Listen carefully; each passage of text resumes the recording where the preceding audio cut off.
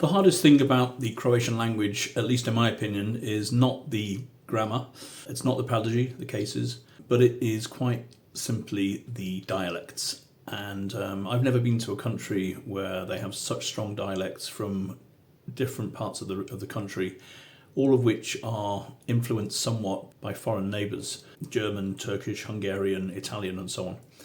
And as somebody who came to Croatia directly from Somalia to a Dalmatian island and picked up the language in the local cafe in Jelsa, thinking it was standard Croatian, I feel the pain of dialects quite a lot.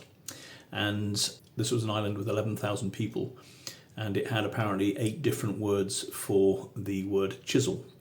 The big joke being you couldn't actually find a chisel for love or money.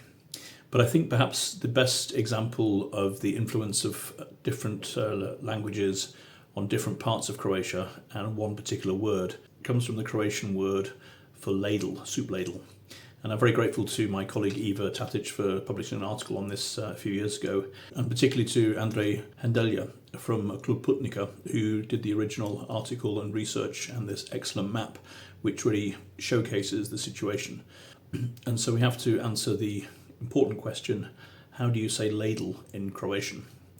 And if you look at Andrej's map, this gives you a fairly good idea, really. In the orange and the largest part of central Croatia is where the variations of šeflja are used, coming from the German Scherpflöffel. You can see blue down most of the Croatian coast, and you can guess that cacciola comes from the Italian cazzuolo. Red, mostly around Dubrovnik area, signifies kačica, also borrowed from Italian, but apparently a different Italian word, cazza.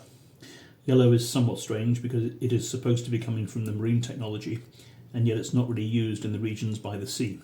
The words are palj, paljak, or paic. Palj is what the boat accessory used to throw water overboard used to be called, and it's coming from an old Church Slavonic language word for stick or staff.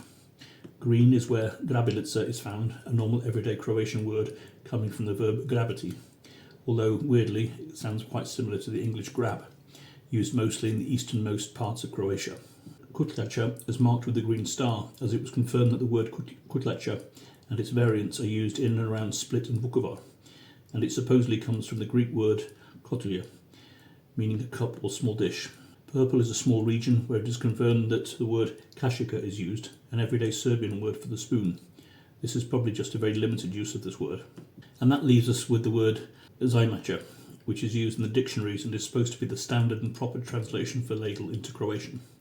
As you can see, it's not really used anywhere in Croatia except for the dictionaries. And honestly, says Eva, she's never heard anyone use it unless they were making fun of how many words there are to describe the ladle.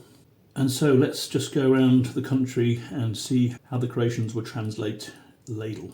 Kašika, kutlacha, grabljača, grabilica, šefarka, šefljenka, šeflja, šljefljica, šeflja, šijeflja, šefarka, paljak, palj, pajić, kaciol, kaciola, kutal, kaciol, kacola, kacivola, kačola, kačica, and zajmacha.